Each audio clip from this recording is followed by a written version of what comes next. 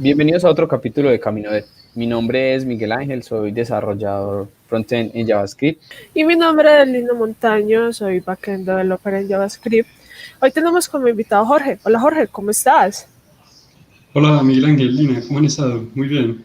Mi nombre, como ya mencionó Lina, es Jorge Restrepo. Yo soy una cosa intermedia entre artista 3D y artista técnico en Indie Level estudio de videojuegos de Medellín.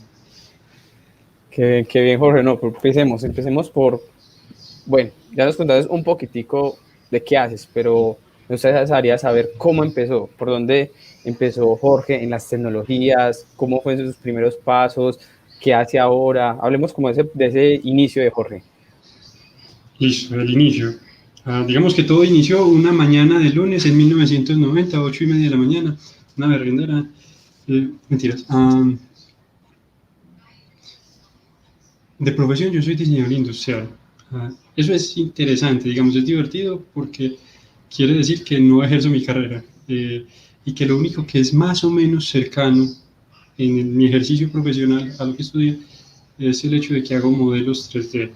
Sin embargo, pues lo que a mí la universidad me enseñó, mi formación de diseñador era orientada a un contexto absolutamente diferente, muy orientado a la producción y manufactura, y francamente nada que ver con producción digital en el sentido estricto. Entonces, digamos, ¿cómo llega Jorge Restrepo a esta industria? Yo soy hijo de los 90, ese es un detalle importantísimo. A mi papá le gustaba jugar y era programador. De profesión ingeniero civil, ejercía la ingeniería, pero aparte era programador porque le gustaba. Y le gustaba jugar. Eso también es importantísimo. Entonces, digamos que yo crecí en un contexto en donde tuve mucho acceso a la información. Mi hermano y yo tuvimos mucho acceso a la información, éramos muy curiosos, y a mi papá nos permitía todos esos caprichos. No tuvimos acceso a consolas de videojuegos de última generación ni nada de eso, pero siempre hubo computador, siempre lo pudimos usar, siempre teníamos acceso a juegos y demás. Entonces crecimos, digamos, alimentando esa curiosidad. Mi hermano, a propósito, es ingeniero informático, y yo opté por el diseño industrial por razones caprichosas, en su momento muy valiosas, a propósito.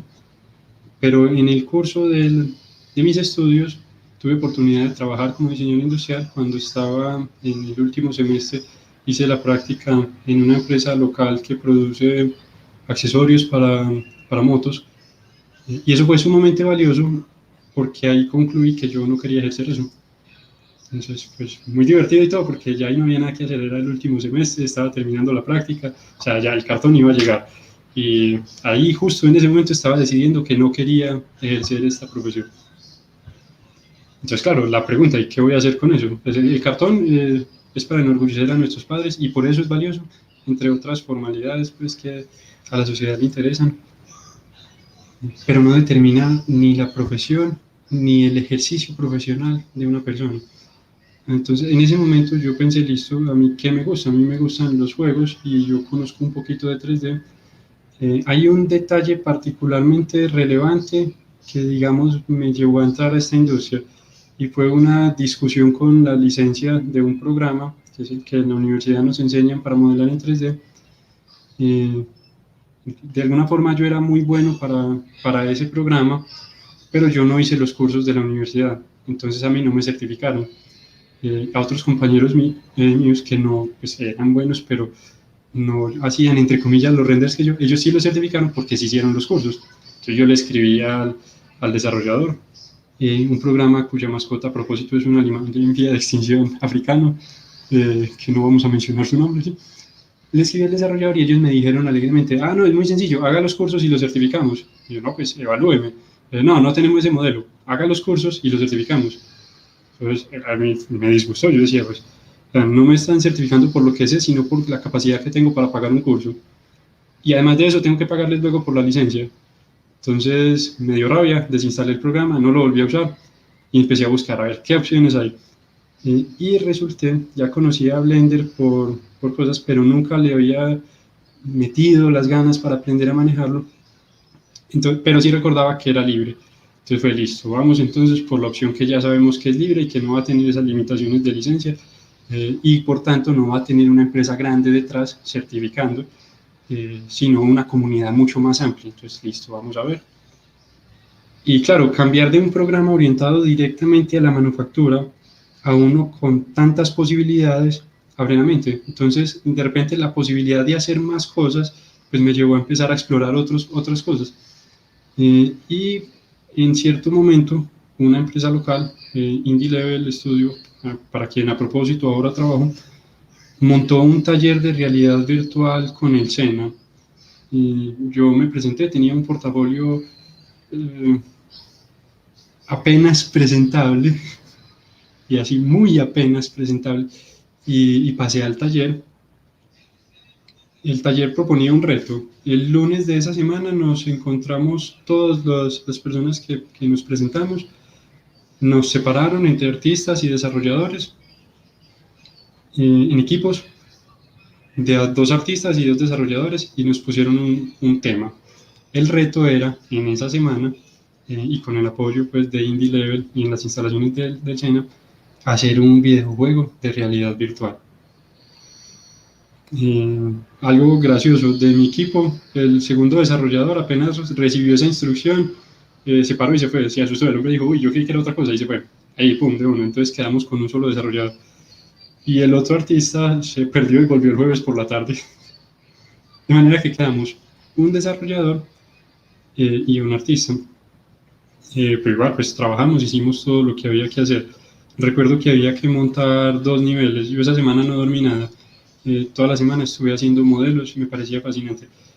Ahí sucede entonces otro momento crítico, que digamos que es ese choque con todo ese trasfondo que mencioné hace un instante de hijo de los 90, videojuegos y demás, y ese profesional que no quería ejercer su carrera, que se acababa de graduar y que estaba cacharreando cosas en 3D.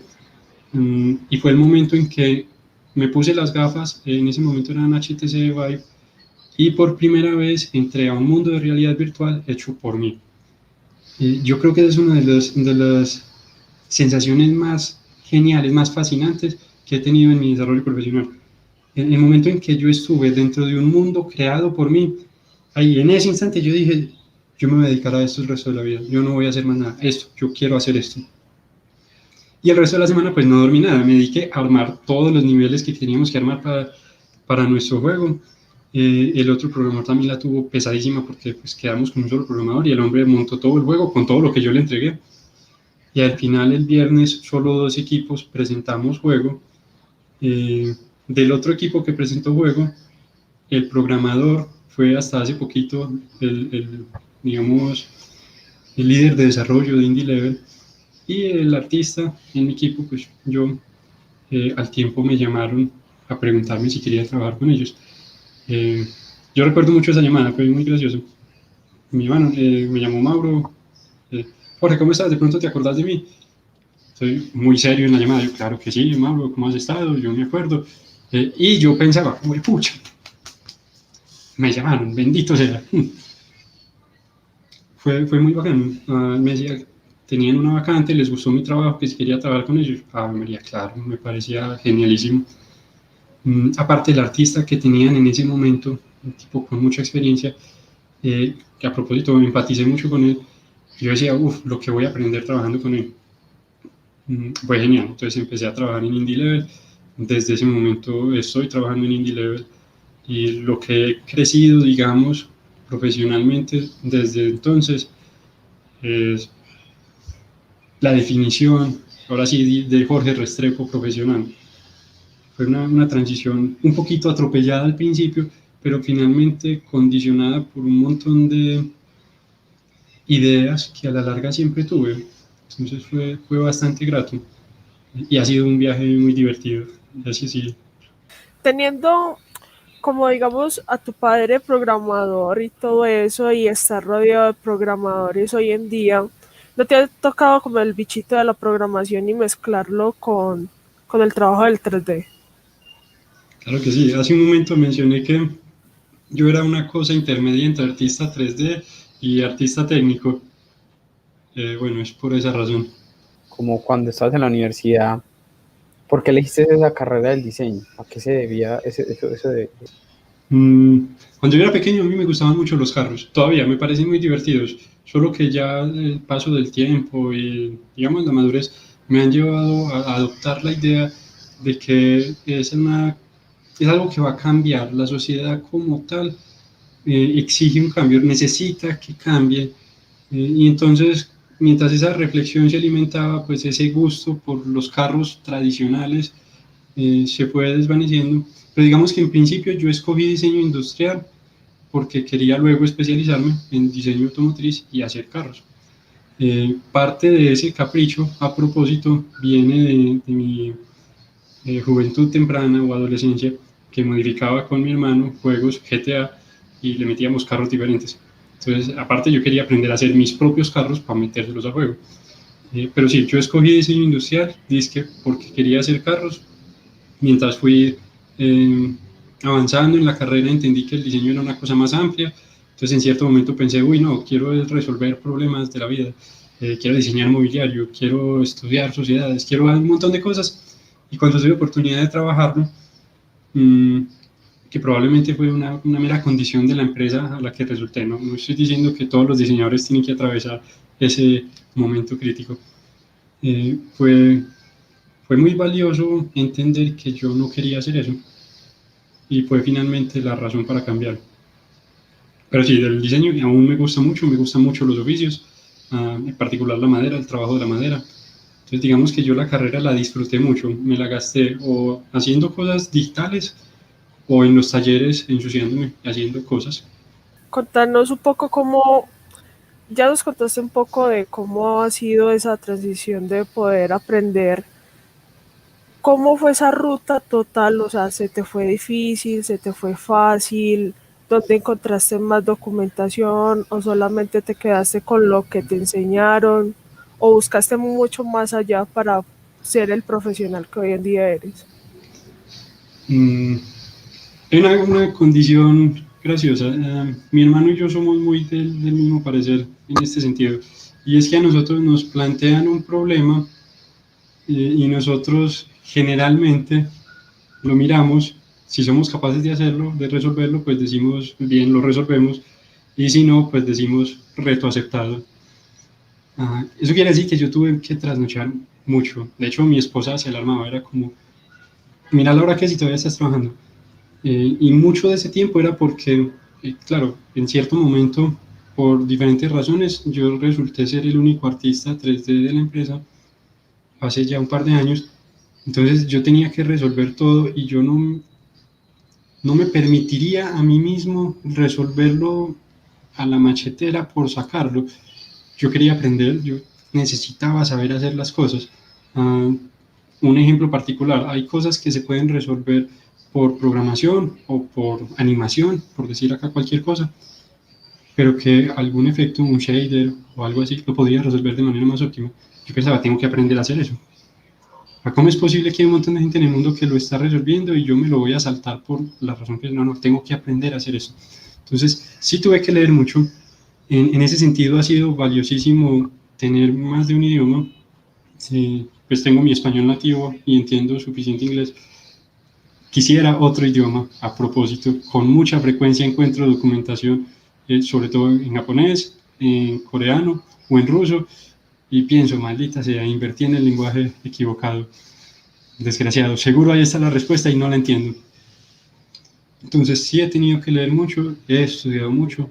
Eh, Hubo un tiempo en que me metía en todo cuanto curso encontraba de cosas asociadas a mi área, ya no tanto de 3D, ya más al área técnica, a la cual me fui inclinando de manera muy directa. Mm, Y para mí fue muy grato, luego de mucho estudiar, cuando empecé a ver los problemas que se me planteaban y a imaginar por lo menos cómo poder resolverlos yo solo. Y en vez de ir a buscar, correr a buscar documentación o tutoriales, empezar de una vez a construir prototipos. Creo que ese ha sido uno de los momentos más gratos en esta transición. Mm, Empezar a confeccionar soluciones yo solito y eventualmente complementarlas, pues porque también hay mucho que aprender aún. Entiendo, sabes que, Jorge, me gustaría mucho también tocar ese tema cuando hiciste las prácticas, ¿cómo fue hacer esas prácticas y realmente cuál fue esa chispa, qué hiciste o qué fue como, bueno, yo dibujé esto, yo grafiqué esto, o qué fue lo que te causó, no, esta no es mi área, este no es mi segmento? Me gustaría mucho como tocar eso, por favor. Sí. No voy a mencionar nombres de las empresas, pues, porque sería como muy feo, pero en palabras más, palabras menos. Yo llegué a esa empresa porque durante la universidad yo fui monitor un semestre del taller de prototipado. Entonces yo manejaba el cortador láser y había también una roteadora CNC. Había un par de máquinas y yo fui monitor de ese taller. Entonces, entre comillas, sabía manejar las máquinas. Y esa empresa era de la familia de una conocida. La empresa había conseguido recientemente una máquina de grabado láser y la empresa no tenía, pues la documentación era en inglés de chinos. Entonces, pues imagínense la riqueza de esa documentación.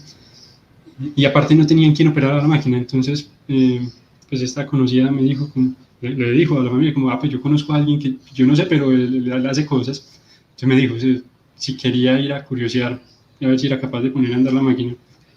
Entonces, efectivamente, pues, a mí me parece divertido, claro, vamos a ver.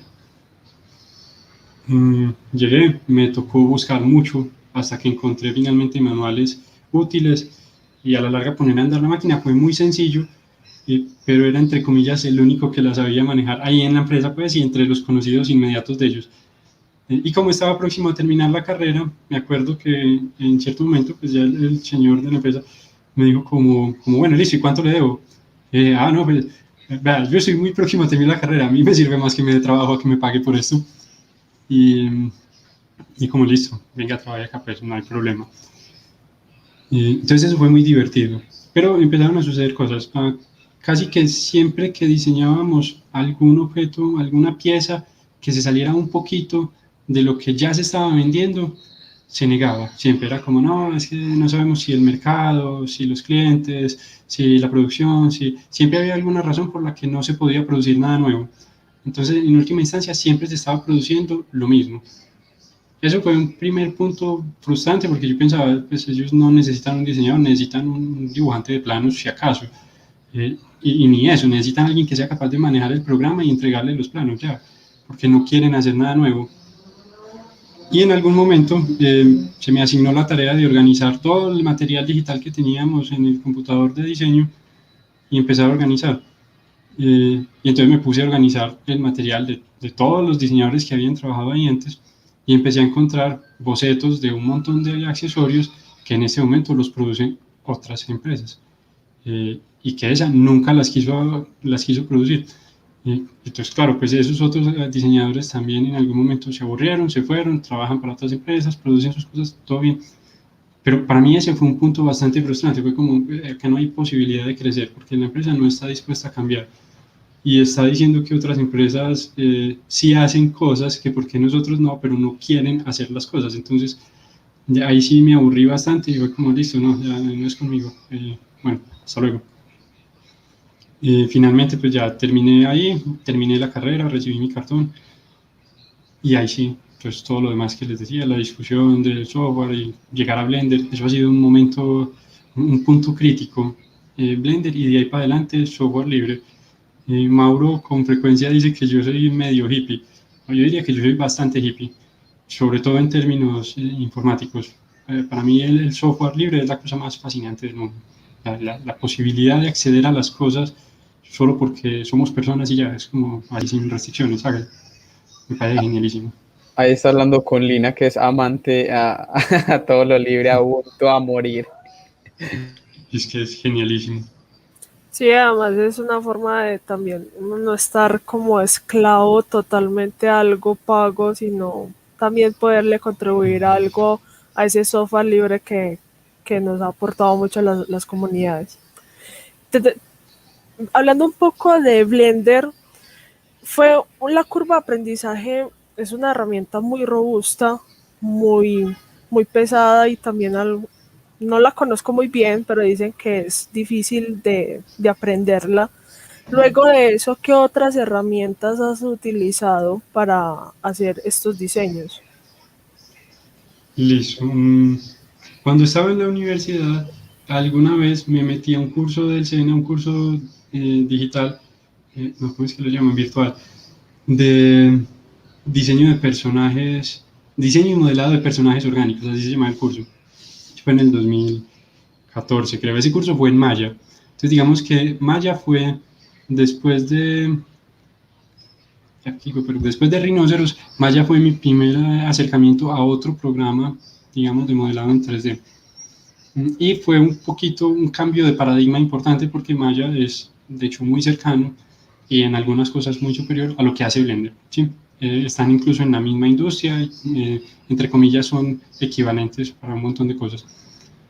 Fue ese choque brusco, pero todavía era estudiante. Entonces digamos que ahí fue como la transición, bacano. Yo no lo volví a tocar porque era significativamente mejor en el otro programa, entonces pues yo prácticamente todo lo hacía ahí. Pero cuando empecé ya a Blender en serio, ahí ya sí me costó porque ya era una decisión y casi un reto personal, era listo, hay que aprender. Y en efecto, Blender tiene una condición importante y es que Blender no es fácil. Y así, de manera directa y a cualquier usuario de Blender uno le puede preguntar y Blender no es fácil, Blender es intuitivo. Y esa diferencia fundamental hace que la curva de aprendizaje sea más empinada. ¿A qué me refiero? Hay un montón, refiriéndome particularmente al software de Autodesk, ellos están optimizando toda su interfaz desde hace ya varios años en hacerlo fácil y accesible. Y eso está muy bien, eso da, digamos que abre las puertas a un montón de usuarios y permite que aprender el programa sea muy simple. Pero crea un montón de dependencias pequeñas de las tareas automatizadas que el programa ya hace, ¿cierto? Eso es algo pues que va a seguir pasando, lo vamos a ver en todos los programas. Pero digamos que en los software orientados a la facilidad de uso es más común. Blender de manera directa dice, a mí me importa un pepino si es fácil o no, yo quiero que sea intuitivo, que una vez que usted aprenda, usted sea capaz de hacer las cosas porque las está imaginando, no porque está recordando cuál era el comando y dónde estaba. Entonces sí es más complejo. A propósito, actualmente dicto en la universidad el curso de modelado, fundamentos de arte 3D, y es lo mismo que le digo a mis estudiantes, yo digo, listo, va a haber un momento particular en que puede llegar a ser frustrante, pero tengan presente, el programa no es fácil, es intuitivo, listo, entonces vamos a tratar de pasar ese momento de la manera más, menos atropellada posible, pero después de eso de verdad es mucho más suave, más llevadero. Un ejemplo particular, todos los entornos de Blender, independiente del modo que se esté usando, comparten más o menos el mismo conjunto de comandos.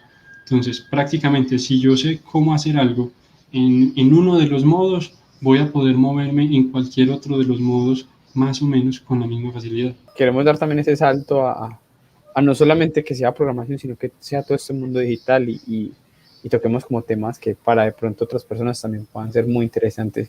La verdad me gustaría mucho saber cómo fue esa transición de ser un estudiante, de ir a cursos, a ser profesor. ¿Cómo fue eso? ¿Cómo fue ese cambio? Eso fue bien divertido. A mí siempre me llamó mucho la atención, me parecía muy divertido y siempre como estudiante, entre comillas, me caractericé por ser buen ponente, entre comillas, pues, y solo si preparaba las cosas, si no, se notaba que estaba improvisando. Igual no me importaba, pues a mí me gustaba pararme a hablar. Pero entonces digamos que de alguna forma siempre estuve atraído hacia el mundo de la docencia y en cierto momento, hace como 2 años ya, año y medio más o menos, en un Unity Developer Day, me encontré con un conocido, después lo saludé, artista 3D a propósito, muy teso el hombre, Julián Monsalve se llama, muy teso.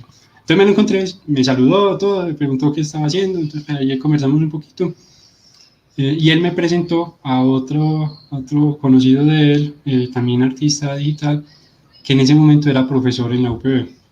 Entonces, bueno, conversamos un poquito, todo bien, eso se quedó así. Y a los meses, este otro, el que era profesor, me escribió, en la universidad están buscando un profesor para algo como de arte técnico, algo así, me acordé que vos haces de eso, ¿te interesa de pronto? ¿Te pongo en contacto con ellos? Y yo, pues sí, vamos a ver, claro. Entonces el cuento es que la universidad está montando para el programa de Ingeniería de Diseño de Entretenimiento Digital, está montando un curso de arte 3D, tratando como de ir agrupando los saberes en cursos mejor estructurados y no tenerlos dispersos en varios cursos amplios, sino más focalizados. Entonces, digamos, yo entré ahí con la idea de que iba a ayudar a montar el programa de arte técnico.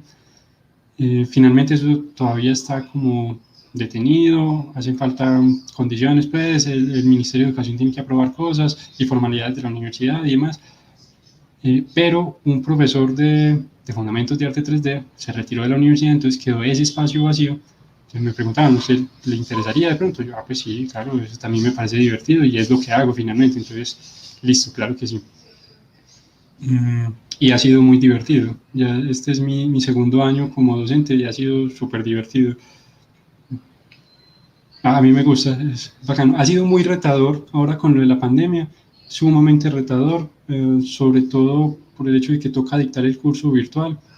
Sin embargo, yo pienso, pues casi todo lo que yo estudié, lo estudié de manera virtual.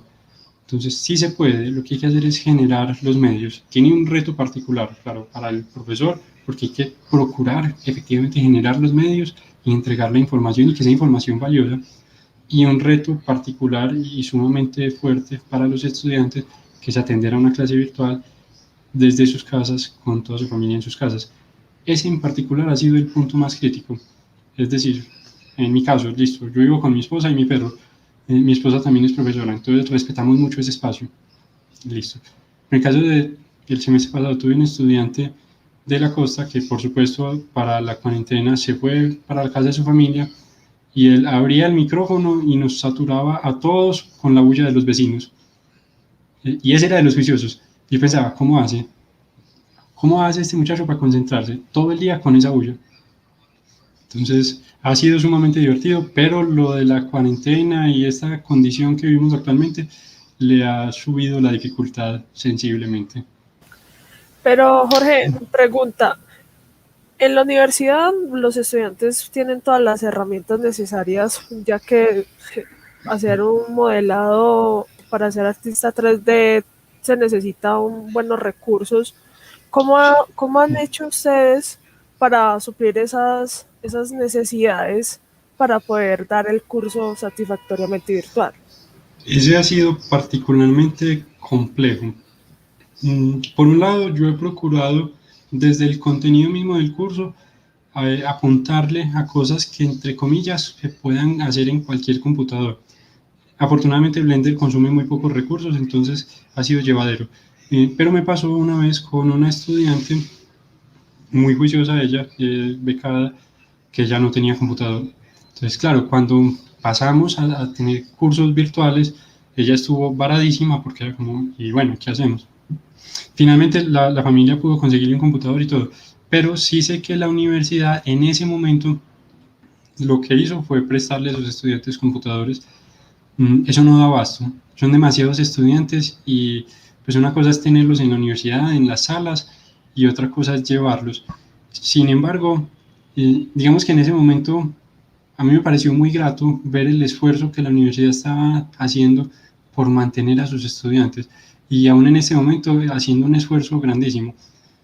Sigue siendo muy complejo y para los cursos que se pueden dictar virtuales es un poco llevadero. Ya se habilitó una plataforma virtual con la que un estudiante desde cualquier computador que tenga conexión a internet puede acceder a uno de los computadores de la sala y entre comillas aprovechar la capacidad de cómputo de la maquinaria y hacerlo desde su casa. Eso ya está actualmente, pero los cursos que son por ejemplo en talleres siguen siendo un reto complejísimo. No hay manera, voy a decir cualquier cosa, no hay manera de que un estudiante en su casa simule un entorno. Eso no tiene forma de resolverse si no es en persona en el taller. Vamos a ver este año qué ofrece, pero por ahora seguimos en un reto interesante. Sí, claro, es súper entendible, pues. O sea, hay cosas que sí se dan para la virtualidad y otras cosas que realmente no, y se tiene que buscar la manera. Sabiendo eso de que ya trabajas, de que tienes pues pareja, tienes mascota, y eres aparte profesor, ¿cómo administras tu tiempo? ¿Cómo hace Jorge para hacer? ¿Qué herramientas has utilizado? ¿Qué ha aprendido en este transcurso de la vida? Bendito sea, yo no soy muy buena referencia para eso. El poquito tiempo que administro, lo administro porque mi esposa me ayuda. Yo no, Entonces, volviendo a sí. lo de hijo de los 90, yo me distraigo con cualquier cosa. En Entonces serio. la mujer es el pomotodo de tu vida. Sí, prácticamente. Bueno, aunque me imagino que también debe tener ahí sus estrategias para poder aplicar todo, tener tiempo para el trabajo, tener tiempo para Claro, poder dar las hay clases. Me un imagino que sistema de tenés meter ahí puntos. debes tener aunque sea un reloj ahí mental para saber cómo Mm, administrar. sí, sí pasan varias cosas. La primera, soy muy capaz de trasnochar y madrugar. No, no me cuesta, de hecho, me cuesta más dormir. Eso no es particularmente bueno y no se lo recomiendo a nadie, pero es mi condición, ¿cierto? Entonces, digamos que eso hace que el día me dure un poquito más. Pero aparte, en particular, por ejemplo, con el perro, pues el perro hay que sacarlo, hay que darle comida, hay que estar pendiente de él y son cosas que él no va a hacer por él mismo. Entonces, de alguna forma, ser responsables de otra vida sí nos motiva mucho a organizar la nuestra propia. No funciona para todo el mundo y de nuevo no voy a aconsejarle a alguien, usted es desordenado, adopte un perro o tenga un hijo. No, no, no, no, no, no, momento. Mm, hace falta poner mucho de parte de uno, porque igual, pues, sí, uno a veces se cansa, ¿cierto? Y es complejo. Algo que a mí me ha funcionado es plantearme tareas pequeñas que pueda ver rápido resueltas, porque me sucedía con frecuencia, sobre todo cuando tenía menos experiencia y me costaba mucho más resolver problemas, independiente de que fueran grandes o pequeños, me sucedía con frecuencia que la tarea era tan grande que era muy difícil ver el avance. Entonces gastaba mucho tiempo y veía poco avance y eso es frustrante. Si se parte en metas pequeñas y se ve el avance, eso motiva. Y cuando se está motivado, pues pasan ya a nivel fisiológico otras cosas que ayudan a mantener la energía, la concentración y demás. Entonces, eso sí me ha ayudado, plantear metas pequeñas y realizables en tiempos prudentes. Mm, más allá de eso, yo en serio me distraigo muy fácil. Y eso, mantenerme concentrado es sumamente complejo. Pero bueno, al menos aquí hemos estado concentraditos. Más o menos. Jorge, te pregunto, para nosotros siempre hemos tenido proyectos que nos ha dejado una marca muy especial y nos ha dejado una enseñanza. ¿Cuál ha sido ese proyecto que más te ha dejado una enseñanza y un gran aprendizaje? Entonces, hay dos proyectos en particular. Uno por lo grato que fue y el otro por lo fastidioso que fue. Hablemos primero del fastidioso. Fue un proyecto que desarrollamos para la Alcaldía de Medellín, para la Secretaría de Movilidad, y un detalle importante, no hay nada más fastidioso, en serio, nada más fastidioso que trabajarle a una entidad del Estado. ¿Qué sucede? Y yo desde el punto de vista de la producción no me quiero imaginar cómo las personas que efectivamente tenían que lidiar con el cliente directamente, todo el área comercial de la empresa, cómo lo llevó, pero desde mi punto en la producción, ¿cómo fue eso? El asunto es que hay demasiadas personas, entre comillas, a cargo de los proyectos, que se pierden todo el tiempo, ¿ya? Y les importa un pepino. Para ellos no hay festivo, no, no, nada, ellos se pierden ya, suerte. Pero todos quieren participar. Entonces todos piden cualquier ajuste por la razón que sea. Resulta que este proyecto fue muy aparatoso, tomó mucho tiempo, hubo un montón de ajustes, lo entregamos, se facturó, lo pagaron y por ahí a los 2 meses una persona que no había visto el proyecto hasta ese momento lo vio y pidió un ajuste. Ese ajuste es probablemente ¿cómo se dice? La solicitud de cliente más chistosa y fastidiosa que yo he escuchado y sí me marcó así, tanto que en la empresa todavía, Jorge, háblele de carros azules. ¿Cuál fue el ajuste? Esa señora vio el proyecto y dijo, hay demasiados carros azules. Pero claro, a mí me contaron eso y yo pensaba, con todo lo que ya habían molestado, yo pensaba, no, me están jodiendo la vida. O sea, muy fino, pero ya me estás jodiendo la vida. Y yo como, no, Jorge, en serio, nos dijeron que quitemos los carros azules. Entonces, fue como, por Dios bendito, luego caí en cuenta. por Dios, la persona del área comercial de la empresa que va a esas reuniones tiene un carro azul. Por Dios bendito. De verdad, ¿en qué estaban pensando? No tengo ni idea qué pasó. Nos pidieron que sacáramos los carros azules. En un proyecto ya cerrado, ya facturado, ya pagado, ya todo, por ahí a los 2 meses. Fue como, no, bendito sea. Aprendimos mucho. El Pero, otro proyecto... pero sí se usó el cambio, sí, o sea, fue obligatorio hacer ese cambio a pesar Sí, de... claro, tocó hacerlo, tocó volver a renderizar todo, tocó volverlo a montar en la plataforma, tocó quitar los berriendos carros azules. De hecho, Pero así, sabiendo que ya había pasado el tiempo y la prórroga o esos sí. también manejan otros contratos aparte sobre eso. No, el asunto es que con el Estado, o así lo comprendo yo por conversaciones pues, que he Sí. tenido con las personas del área comercial, ellos procuran mantener una buena relación y tiene mucho sentido. ¿Sí? Se requiere mucha paciencia para ese cargo, a propósito. Para estar en el área comercial y lidiar con clientes así difíciles se requiere mucha paciencia.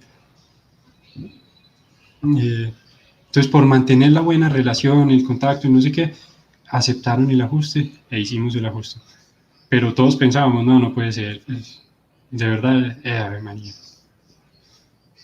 El otro, sumamente grato, sí lo mencioné hace un momento, fue ese primer proyecto, y yo lo pongo como el más grato porque después de ese, digamos que todo ha sido muy divertido, he aprendido un montón de cosas, he crecido un montón, pero ese primer momento determinante, esa sensación de ese momento no la he vivido aún en ningún otro proyecto. Y fue el día en que monté mi primer escenario virtual y me puse las gafas de realidad virtual y entré a mi primer mundo creado por mí en realidad virtual. Esa ha sido probablemente la cosa más grata que yo he visto y que de hecho aún en ese momento es el motivo principal porque yo entré a esta industria. No, qué bacano, es verdad que pues, nos alegra contar esas historias. Ojalá todo el mundo, pues yo hace poco tuve la sensación de meterme unas gafas y para mí fue como algo, no sé, es muy indescriptible, la verdad.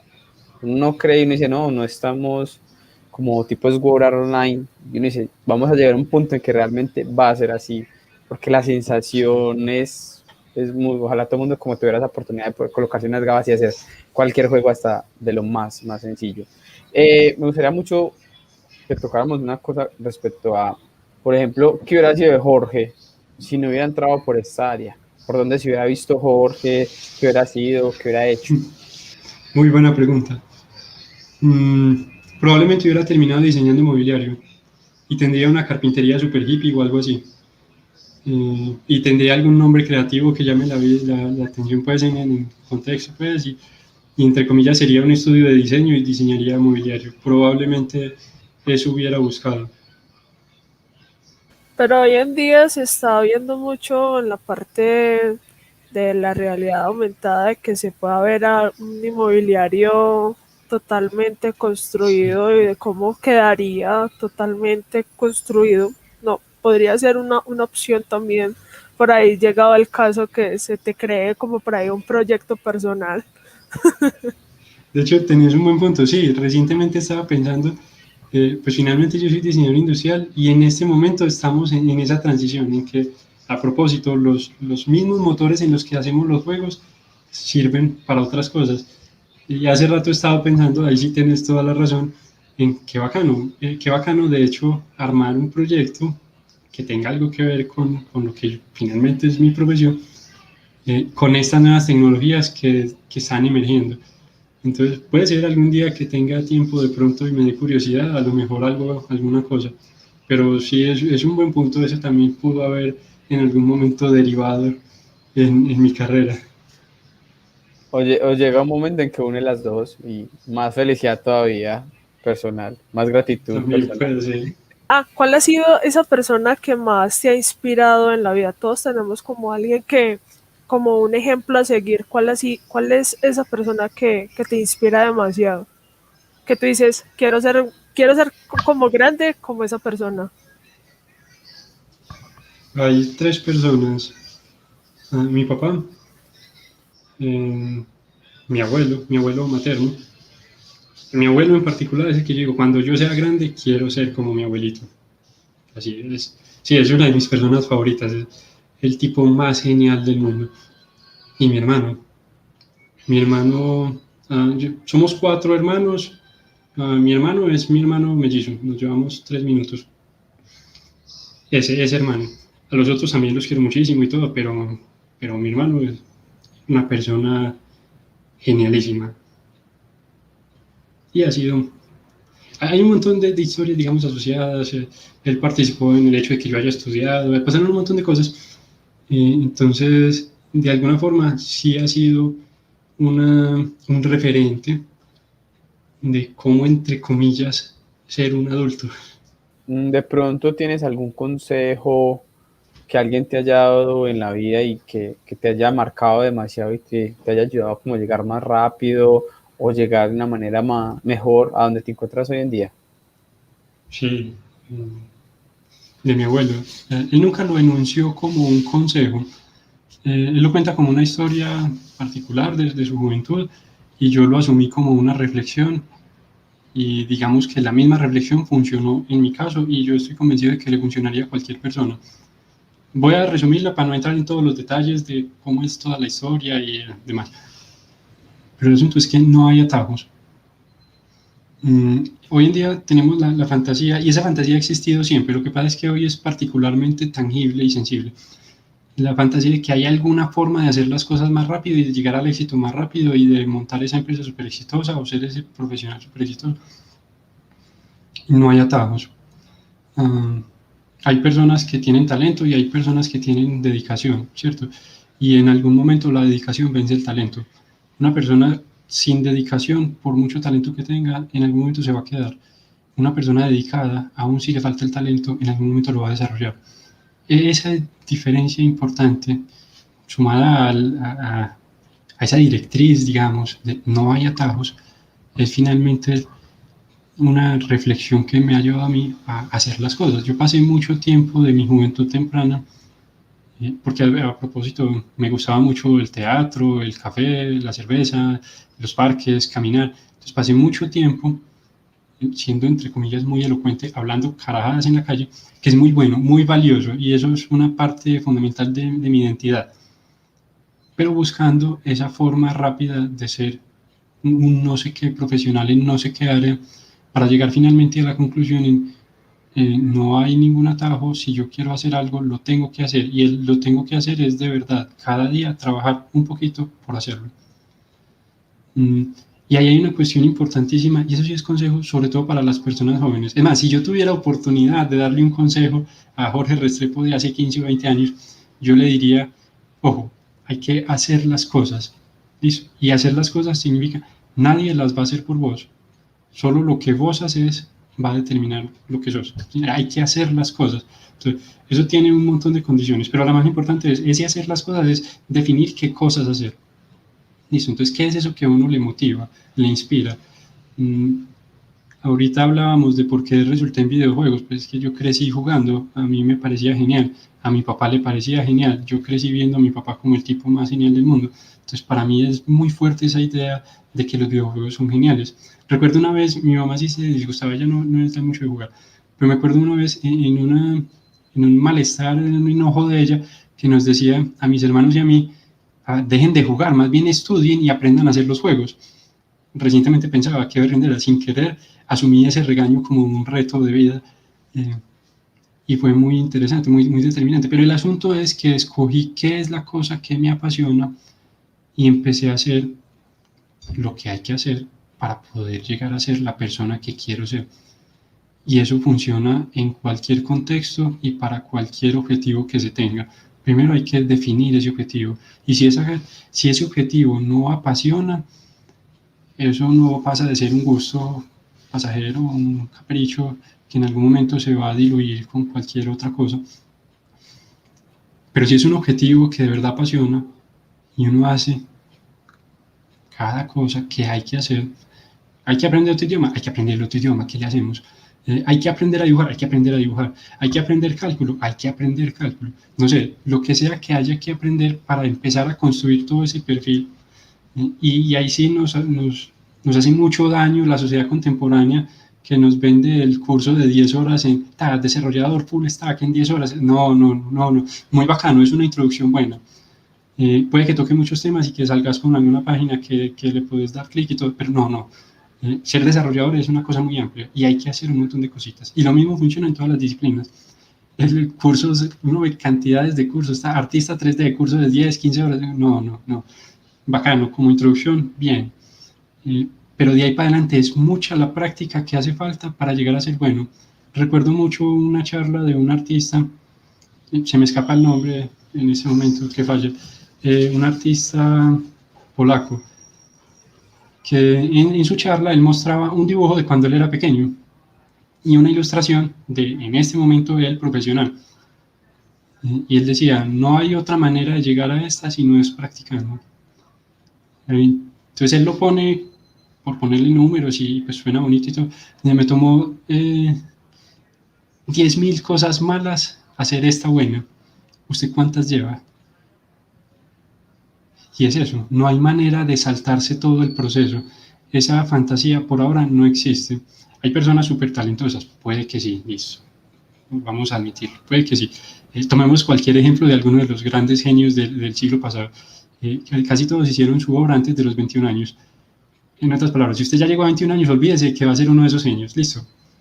Entonces, más bien, acoja la idea de que hay que hacer las cosas. ¿Puede llegar a ser exitoso? Puede que sí, claro, pero tiene que hacer las cosas. Entonces, primero definir qué es lo que necesita y luego efectivamente hacerlo.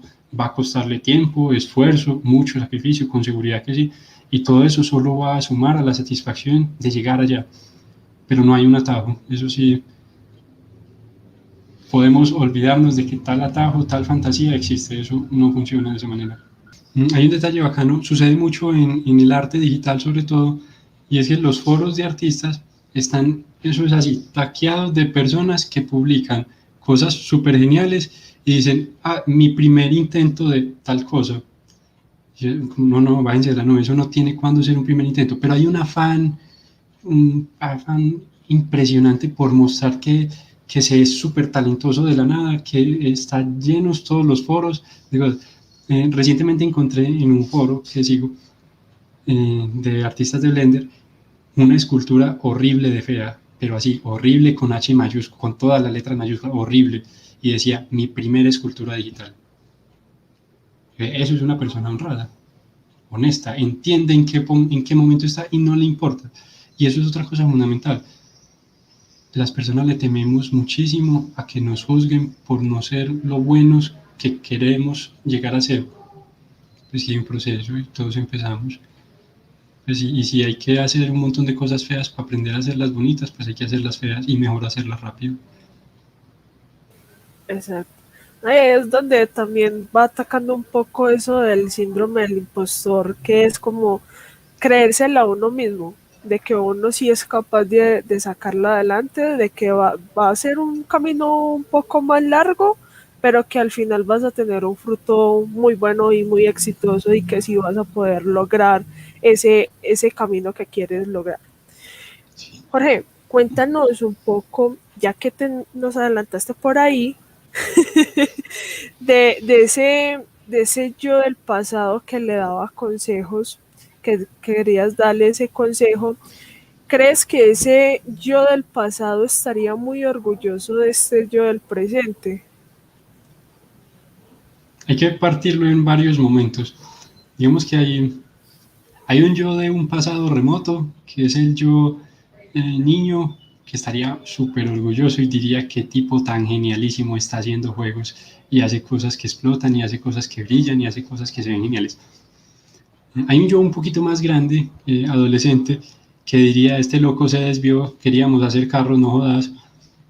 Y hay un yo un poquito más maduro que de nuevo estaría muy orgulloso, diría como finalmente caímos en cuenta y llegamos a donde era. Sería muy cómico.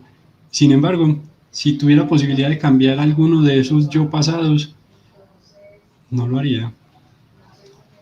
Porque alterar alguno de esos yo pasados sería alterar al yo presente con el que estoy muy contento. La primera persona que dice que no le daría como un consejo a ese yo del pasado. No, sí le daría un consejo, le diría aprenda otro idioma, escoja ruso, coreano o japonés. En serio, esa gente sabe cosas. Sabe que hay cosas que nosotros realmente no sabemos. Y para más de renderas las escriben con caracteres que tampoco entendemos. Maldito, ese sería un consejo bacano, aprenda, listo, vale, español nativo, súper genial, valórelo mucho, el inglés le va a servir, eso es segundo lengua por defecto, pero aprenda otro. Ese es ese consejo y se lo daría a todo el mundo. Si hay alguien joven, en serio, aprendan otro idioma, escojan ruso, japonés o coreano. Esa gente sabe cosas. Nos oculta cosas, pero no, bacano, bacano. Sabes que me gustaría mucho que nos contaras de pronto alguna anécdota muy graciosa en cuanto a tu trabajo, a todo lo que has hecho, que siempre esté como ahí muy constante. Hoy sí, me pasó algo muy gracioso. Recién entré a la empresa. Mmm, yo nunca había trabajado con Git ni con repositorios. Entendía más o menos el principio, pero nunca había trabajado con algo así. Y teníamos que entregar un proyecto que iba para el GDC. Y el GDC, eso era como en marzo, a mitad de marzo, algo así. Pero el asunto era que había que, para poder presentarlo en el evento, había que enviarlo la última semana de febrero. Entonces yo estaba de verdad muy reciente en la empresa, sumamente reciente en la empresa, cuando se me asignó la tarea pues, de hacer algunos objetos para unos escenarios de ese juego. Entonces yo me quedé haciéndolos un día por la noche y luego me puse a organizar el proyecto. Entonces, bien, ahí hay una particularidad mía. A mí me gusta mantener las cosas organizadas. Entonces, ver que en un proyecto algo no tiene nombre, o peor, que un objeto, un modelo 3D se llama cube, o circle, o esfere, o plane, o cualquier marranada que no dice nada, es como, bendito sea, listo, y cuando tengamos que hacer un ajuste, ¿quién lo hace? ¿Quién sabe cuál es la versión de silla que estamos buscando entre todos los cubes que hay por ahí regalos? No, las cosas tienen que tener nombre. Yo siempre he sido así, pues, muy cuidadoso, digamos, con la idea de si todos estamos trabajando, todos tenemos que entender, entonces tiene que estar organizado. Resulta que yo me quedé ese día trabajando en el proyecto y empecé a ver un montón de objetos con nombres chistosos. Y yo, no, pues organicémosle los nombres a todos. Entonces empecé a organizar y organicé el proyecto. Quedó una belleza y subí cambios. Y rompí el repositorio. Entonces era el muchacho nuevo, acaba de matar el proyecto a las 10 de la noche, faltando una semana para entregar. ¿Qué vamos a hacer? Y para más berraquera, lo notamos que se rompió porque el desarrollador que estaba haciendo la lógica del juego bajó cambios y se rompió el de él. Entonces él quedó sin una copia estable. Entonces mío fue como, hey, ¿qué hacemos? Fue como, uy. Ahí sí, me tocó entregarme.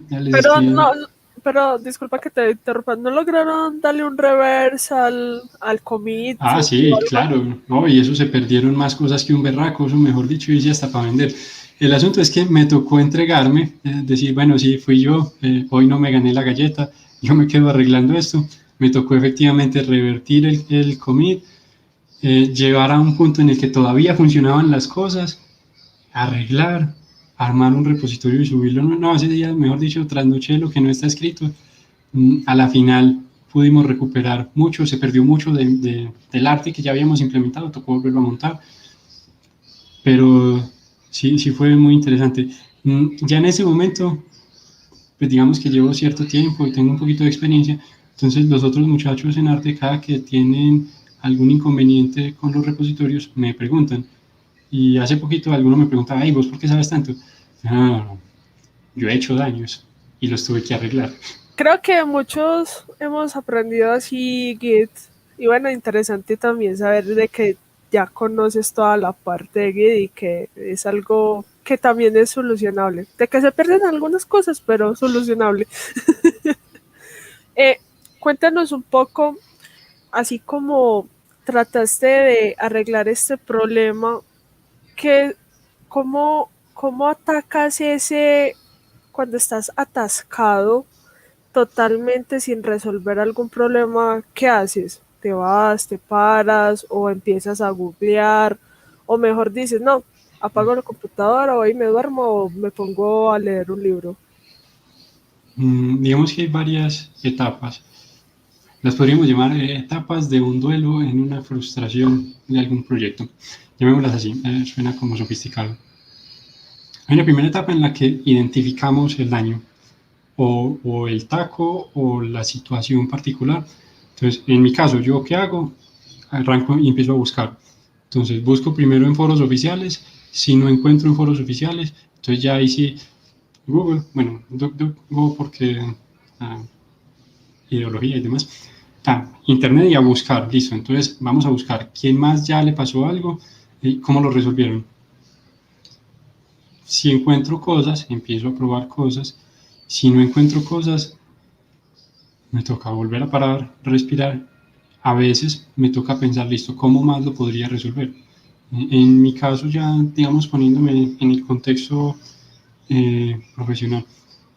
Generalmente si eso me pasa es con efectos que tengo asignados, que empezamos a resolverlos y en el momento de la implementación sucede algo. Voy a poner acá cualquier ejemplo. Puede ser que teníamos que hacer un efecto particular, empezamos a trabajar y a mitad del proyecto el cliente dijo, pasa que ya lo quiero en tal plataforma, y resulta que la persona que estaba en esa negociación no le vio problema y dijo, no, listo, claro, no hay ningún inconveniente, lo pasamos a móviles. Entonces, el problema llegaría en ese caso a nosotros.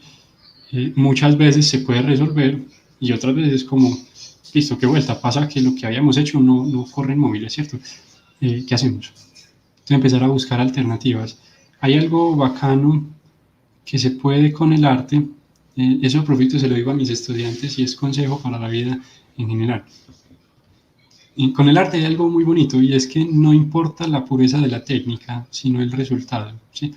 Del arte nos interesa cómo se percibe, a través del medio que sea, pero cómo se percibe. Recuerdo una charla de un artista bielorruso, muy teso, que muestra dizque un render y él dice es el render más teso que he visto en la vida.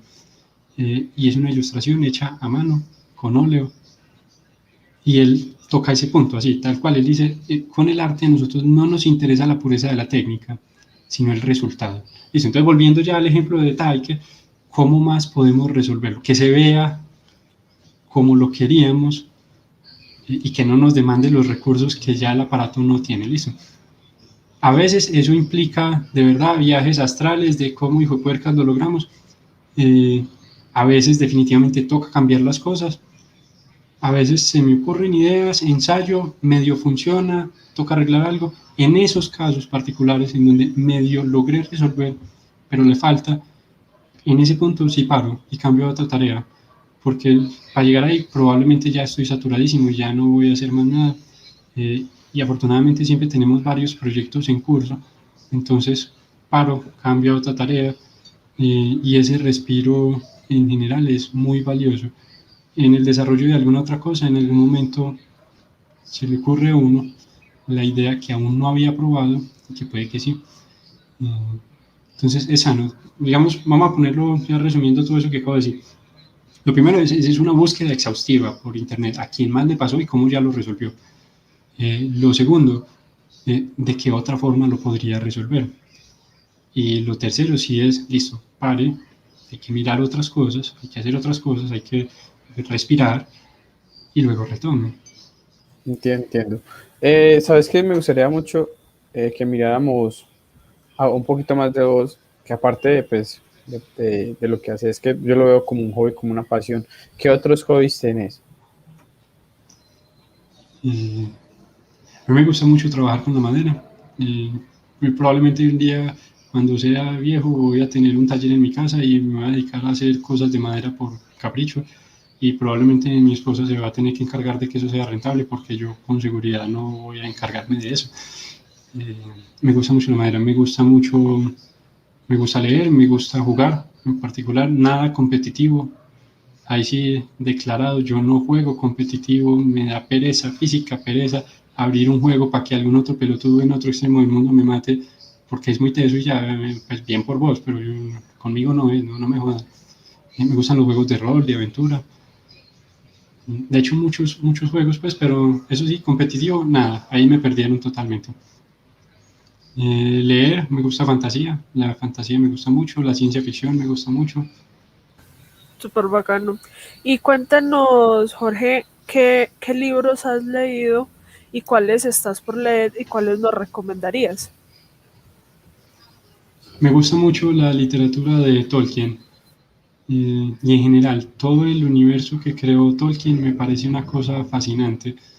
El último que leí fue Beren y Lúthien, con ese libro me pasó algo particular. Ese libro lo editó y lo publicó Christopher Tolkien, el hijo de Tolkien, uno de los hijos de Tolkien. Y en el prólogo, el señor dice, hay un fragmento en particular que me impactó mucho, que él decía, no recuerdo las palabras exactas, pero a mis 94 años de edad, este es probablemente el último libro que voy a publicar en la extensa lista de revisiones de trabajos de mi padre. Ese fragmento me impactó mucho porque el hombre en ese momento era absolutamente consciente de su condición frágil y vulnerable. Y más adelante, todo eso sucedió en este año, me enteré que murió hace como 4 meses. Entonces fue muy impactante porque fue como, en efecto, publicó ese libro y en efecto fue su último libro. Y de alguna forma fue triste. Tengo por leer más libros de Tolkien, de Julio Verne. Julio Verne me parece súper genialísimo. De Julio Verne me pasó también con otro libro de Julio Verne, con La Isla Misteriosa, que la recomiendo a propósito. Primero 20.000 leguas de viaje submarino y justo después La Isla Misteriosa. Es una lectura súper fascinante. Pero sucede en La Isla Misteriosa que muere un personaje que es muy relevante para la historia en ese mundo de la novela, y es bastante conmovedora. De hecho, es entrañable, es una pérdida sensible, es como, murió este personaje. Y es como que al mundo le hace falta algo después de leer eso. Está bien, bacano esos libros. Aguanta pegarle la leía porque a mí también me gusta como un poquitico la ciencia ficción y cositas así por ese estilo. Jorge, queda sino, ¿verdad? Agradecerte demasiado, demasiado. No sé si quieras compartir tus redes sociales, no eres como en muchas redes sociales, pero de pronto si alguien te quiere como contactar para hacerte preguntas, si de pronto, no sé, algún empleo o cualquier cosa, pues sí me gustaría como que compartir así sea por lo menos tu correo o tus redes sociales, no hay ningún problema. Mi correo más fácil, Twitter es Twitter y ¿cómo es que llama la otra? Instagram también tengo Instagram y a veces lo abro, eso lo miro a veces, y Twitter también. Facebook, esa cuenta existe, ya, nunca, eso, yo no reviso esa cuestión es rarísimo que publique algo ahí, es rarísimo que lo revise, eso está más fácil por Twitter, no me acuerdo cómo se ve, cómo sé cuál es mi usuario a propósito, ¿no? No, no importa, si algo nosotros lo dejamos en la descripción. Sí, lo Para lo puedes que... buscar y nosotros ya, no O en sé, Discord. no, en Discord. con el nombre. Exacto, en Discord sí, ahí me conecto todos los días porque por ahí es que trabajamos. Entonces nos pasas por Discord el numerito, no sé cómo se maneja en Discord. Creo que es por un número Sí, que hay es un nombre de numeral usuario y 006, yo no sé qué, algo así. exacto. Pues no. Los que nos escuchan por Spotify o algún medio, recuerden tirarse ahí al canalcito de YouTube, que casi siempre dejamos como las redes sociales de todos, como por ese lado. Entonces, no, Jorge, de verdad que haga mucho agradecerles. Recordarles a todos los que nos ven, compartir, darle me gusta, dejar su comentario, quién quieren que inviten, a quién podemos llamar, si nos quieren contar la historia. Por ahí vimos un formulario de Google para que también se suscriban como a eso y nos manden información. A los que nos escuchan, compartir, seguir. Y no queda sino agradecerle a Lina y a Jorge por su tiempo, por contarnos sus historias, por acá hablar un ratico y nos escuchamos o nos vemos en la próxima. Muchas gracias a ustedes por la invitación. Chao. Muchos Chao, Jorge. éxitos. Gracias, Hasta Jorge. luego.